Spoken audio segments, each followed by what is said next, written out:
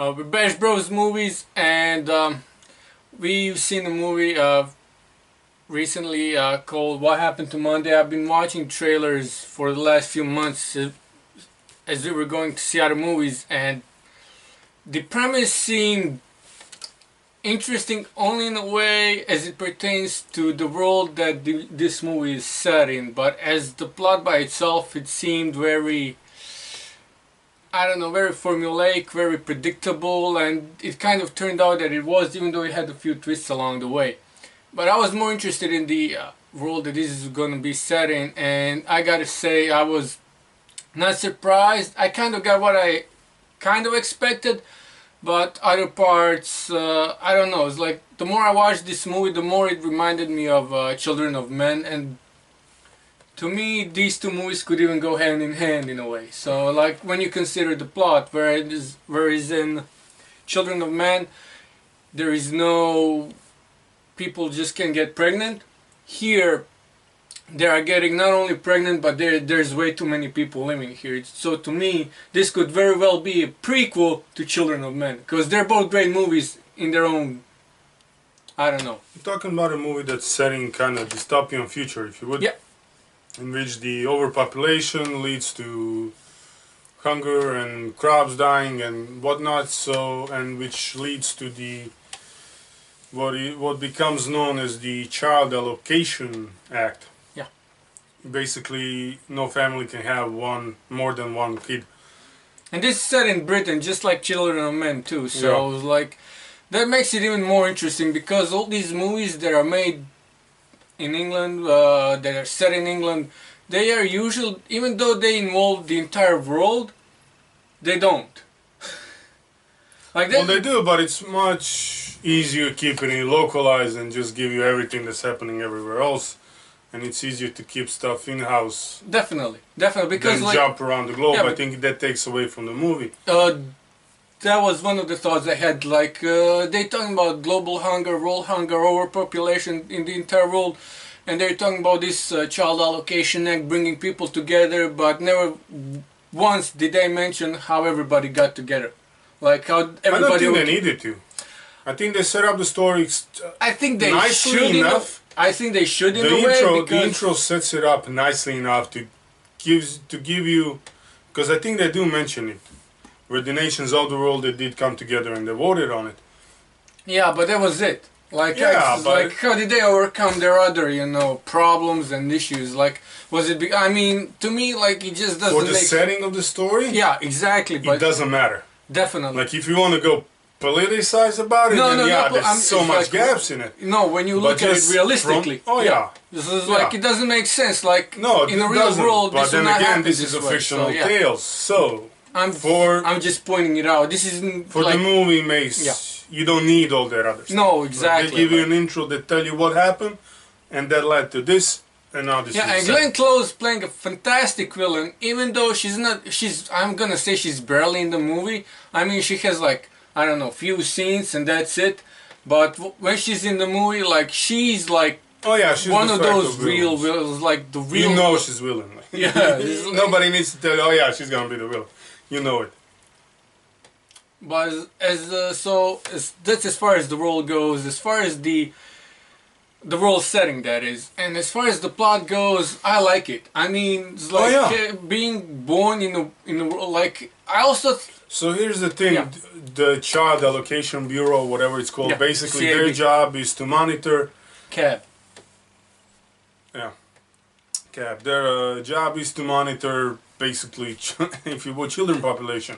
Basically, there's a checkpoint set up, you gotta wear a brace, and that was my next there's a point. whole like, setting there that's basically, you're monitored 24/7. Well, as long as you're outside, you're monitored to make sure that nobody has, no this child ain't for escapes the Vendetta, gap. where you have government vans coming through, coming through the neighborhoods and listening in on everything. Basically, it's just that they monitor the children activity, if you would. Your neighbors can turn you in if you have more than one kid. Basically, their whole setting is, if you have more than one kid, let's say you have two kids, by feeding the other child, you're taking the food away out of somebody else's mouth, so therefore the child needs to be put into protective custody or Needs to basically be locked up put, in a no, not locked up. It institution. needs to be put to cryo sleep. Cry sleep, Yeah, which is a whole nother story. yeah. They kind of you'll figure it out. If you saw the trailers, you know where this movie is going to. I mean, seriously, it's hard. This movie is easy to predict. I mean, it's so. Oh yeah, you as figure far out as what's that going goes, on it's, as well. But Yeah. it's exciting. Like the tension in the movie sometimes. I mean, you have these 7 sisters. One of them goes missing, and then it's what will happen to the other ones? Will they survive? Basically, Will they find 7 the last one? identical Will they all twins. die? Like, what's gonna happen to them? And Basically, there's 7 identical twins, and in order to keep them hidden, their grandfather, who raised them upon their Yeah. their mother's death, a childbirth, he basically names them Monday to Sunday, yeah, and one when for they every day of the reached week. a certain age, they started going out, but each child got to go out on its own day. So Monday goes out on Monday, Tuesday goes out on Tuesday. And we kind of see flashbacks because this is everything's happening when Yeah, the character the twins are development 7 is really are nicely 30 done. years old. So they give you flashbacks to how they got there.